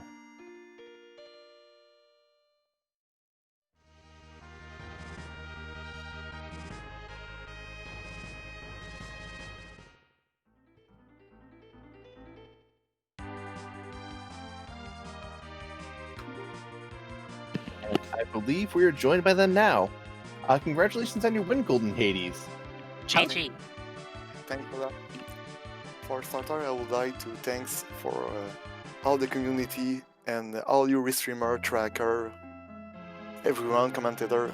Thanks to you, just to be able to see my game after watch what you say all game. A lot of fun. I'm glad you enjoyed it. How did you enjoy that seed? It definitely threw a few loops for you early on. Yeah, really, but I'll say, let's name the seed. Just do Shayla stuff. She got everything for you. Yes. Right. We were like, we had a bit of a moment here where you went up to the moon before Leggy without checking Sheila 1, and Leggy checked Sheila 1 and found the Baron key there, and oh my goodness, that's a big item if the pan is behind there. And then you find the pan on the moon. How did you feel when you not only found the pan on the moon, but took the pan back and got both Adamant and Legend off of it? Well, when I was on the moon, first I saw Bahamut, it was Miss Dragon. Do I go back? No. I'll do at least the Vanilla Mizurazam spot. And after that, I go check the other for the pan. If I've got the pan, go straight back to the Sith Cave and all. And when I see Adamant, oh well, nice. And I go see Sheila, Baron Key, alright. Legion Sword, oh well, alright, go mode. Okay, you literally got 3 objectives off of that one Sheila visit. That was rather astounding. Yeah, a lot. But overall, with that seed, were there any points where you're a bit nervous and a bit wondering about how things were going for you? Well, mainly when I go in the Fey March and I was versus Ogopogo, first dealt. No, I'll retry slow my speed. Oh no, GG. I will do other things, and I decide to not do the Magma's Cave and Ordeals. I was kind of hoping. Nah, I hope they don't get the right item there. If not, well. Yeah, that's Ordeals only had the spoon, which didn't end up being too detrimental for you. It did go and enable Leggy to take some crystal swords and some Cecils that she found on a very wild trip, but yeah, you went and you had a very different seed than Leggystarscream, all things considered. With go ahead. Yeah, and when you see me at Hubs, I was like, oh, my party is alright, but I see it just in case. I see the twin, I reset, and no, the red cape, it's Palom. Do I want it? Do I want it? No. Yes, no. I kind of reset 2 times, and no, I want it. Too bad, Tella. I'll have the Quake Kid. Yeah, it was rather amusing. We saw the consternation in your soul as it's like, do I take Palom? I already have a good team, but it's Palom. What really pushed you over the edge of taking Palom over Tella? Well, mainly for the Quake, and yes, Tella is good for the exits, and I did not have another. But I was lacking magical damage for a big burst. For the overworld was alright, but when I will have going to the underworld, and as I did to the moon, I was not sure Tella will be alright, and Palom can be a good anchor. If you get him at after the nuke, he gets like something like 23 AG. If you find the crystal ring plus 5, 28. So nuke and good anchor if you have it. Definitely a good heads up play then, because yeah, you did make good use of that Quake throughout that seed.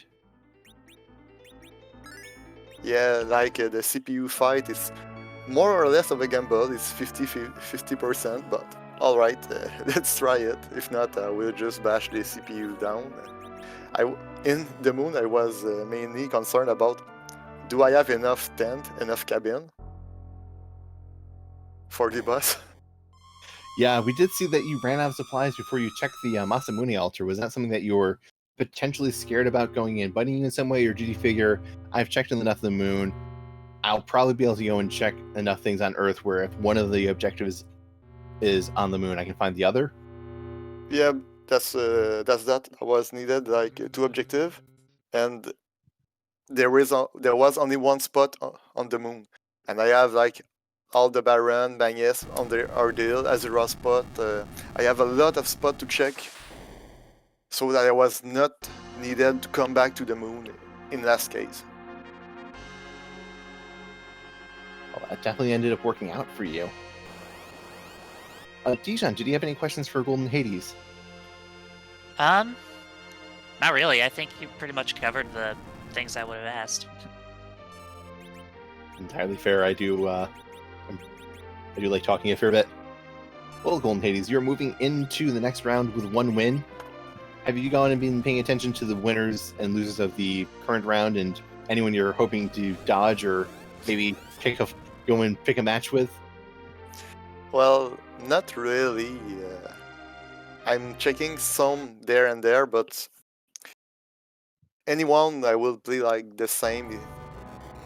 In that case, you will only get more anxious. So I'll see who I'll going against, and that'll be that.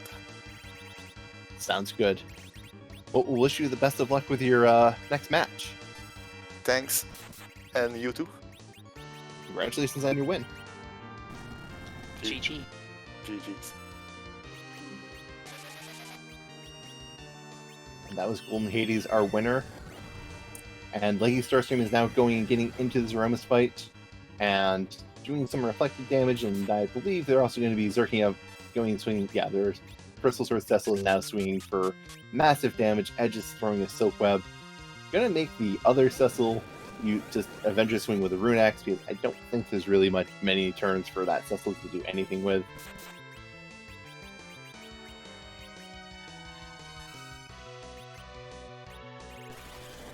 And Leggy getting a nuke into a Big Bang for their Edge, so Edge is unlikely to survive this.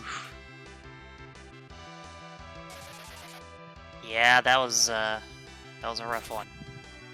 That's not a good break for Edge, but to be entirely honest, there are 2 people that matter in this fight: Rosa and the Avenger Glitch Cecil swinging with Crystal Sword power.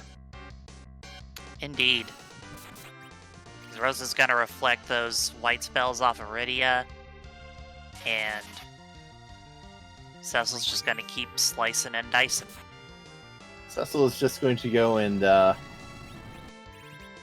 Cecil heard that this is all about someone who's all about extermination, so he wants to join in the extermination party. Seeing a shake. We did have a rather long pause there, so it may be that the Zeromus went and reset their script for a second, because usually when a pause like that happens, that's usually Zeromus going and taking an action that you don't see.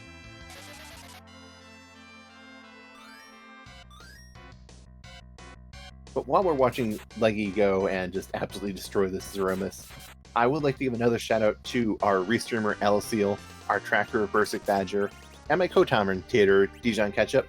If you're enjoying the show, please feel free to give any of those of us involved a follow. Also give our runners a follow with Golden Hades and Leggystarscream. They both put on a fantastic show for us today.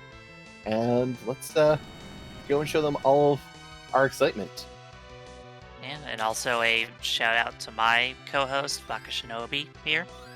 And also, since we're looking at Zeromus right now, or Dalekmus, also give a shout out to Scala Kitty, who does most of the sprites that you see that can come up for Zeromus. Yes, she has done a very large number. I think the last split she said was somewhere around 387 and 307. She had done 387 and Ford had done 70 or 80 or so. It was a Scala does a lot of work in bringing all these sprites to us. Yeah, Scala is a very good. She's too kind and too generous to all of us.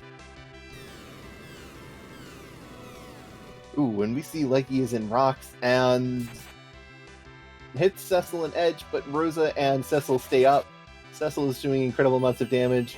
Rosa had a white queued up and doesn't go and hit anyone, but Cecil is swinging.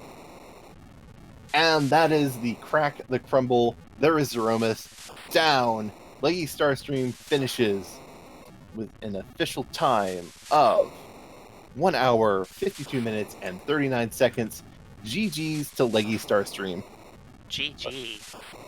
Let's see if we can get her in for an interview. And I believe we're joined by Leggy now. GG, Leggies. GG. Did you hear from Golden Hades where the Adamant and the Legend Sword were?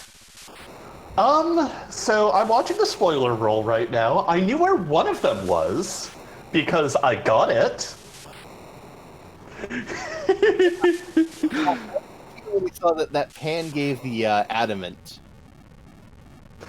Yeah, and so I was watching that spoiler roll. I see who is holding on to a sword today. Yeah, Sheila was the money. Yeah, so it, like, gambling, going straight to the moon, and beating up the CPU at Ribbon Room seems like the capital P play this scene. Yeah, apparently the Murasame altar was complete and utter bait on that front, because if you went there and just did that one fight, when you went and turned in that pan, you'd have access to 3 objectives. That was just...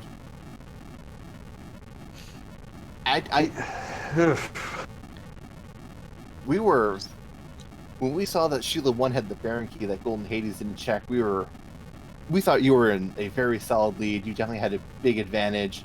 Then Golden Hades found the pan on the moon, and said, alright, he's going to go and turn that in, and then he'll be going Baron. So it's going to be a close race between Golden Hades. And then just that Adamant Legend Sword. No need to even touch Baron for Golden Hades, unfortunately. That was Yeah, I was assuming getting rabbit holed by music is what had got me. I didn't realize that he had just completely faded Baron. He faded Baron, and he also faded Ordeals. So you went and... He did go and complete one of the Feymarch fights. He did complete the Magus Sisters, which had a Luca key, and lost it when he went into the Ogopogo fight down there and was not able to finish the fight. But you did go and have... Yeah, you had the extra check of the Twin Heart into that Earth Crystal, which, speaking of that Earth Crystal, how much value did you feel you got out of that Earth Crystal? Honest assessment. That party rock was in the house tonight. Yeah, especially getting that rock into the Cecil up the tower was just incredible. It's like, oh, I thought I already had enough physical damage with my edge here. I guess I'll take Crystal Sword Cecil. And then doing Baron to get getting the second Cecil, I'm like, cool. I solved the rest of my agility problems now. Yeah, so like, even though you took that like detour, it's like it still gave you like this super powerful party. Yeah, you had a very strong team. Was there anything after you took those Cecils that you thought would be a concern for you, or is it just look upon my power, mighty, and despair? I mean, I'm always a little nervous around the Z fight. You never want to take Z lightly. But I felt fairly confident going into it. I had already seen Wyvern, I had already seen the Nope Rope. I wasn't really that worried about any of the other fights. Like, I was contemplating just... heck, even before I found that Cecil, with the power level I had on my edge, I'm just like, yeah, at this point there's really nothing on the blue planet that can stop me. Yeah, that was definitely... You cleared out a lot of that blue planet before you went to the moon, which... did unfortunately end up just, that's how the sheet shook out today. I'm sorry, I'm still in. There is so rare that you would have 3 objectives clustered all around the Sheila 1 and Pan checks. Like, just the Pan itself gave two objectives entirely, and Sheila 1 being another objective. Yeah, I mean, like, who went into this thinking that Sheila 1 was, like, the most required thing? Or Sheila, in general, was just the most required. Yeah, it was... Yeah. That was an unfortunate break. You will be going into another match next week against another player who went and took a loss. Have you been keeping an eye on the standings and are going and trying to see if you pick out an opponent to see anyone who's going to work out for you, or are you just going to go and take whoever comes and do your best?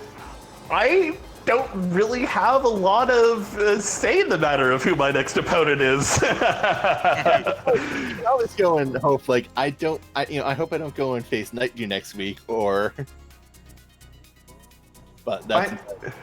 I mean, there's going to be scary players who get knocked down because, let's face it, the entire Magma group is full of scary players.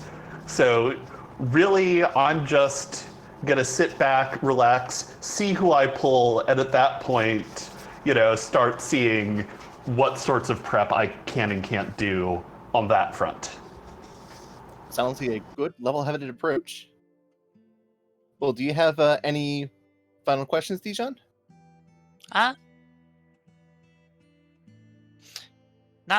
Not really, no. Sounds fair. We've gone and asked a lot of Leggy. Well, sorry that the match didn't work out your way, but GG on your race. It was a great race that you put on, and we're excited to see you next week, Leggy. Yeah, like, I can't be mad about that loss. That was more down to the gambles than any big misplays on my part. Incredible GGs to Golden Hades, and thank you everyone in the booth today. And thank you for being restreamed and showing us your race. It was a great show. Yeah, you definitely did a great job.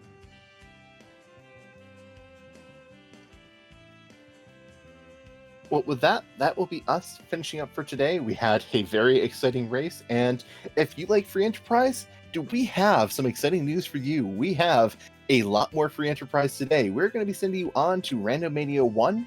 They are going to be going, and there will be another race going. Do not go and spoil the results of this race. Please do not go and tell anyone what happened in it. Feel free to tell them it was a great one and one worth watching, though.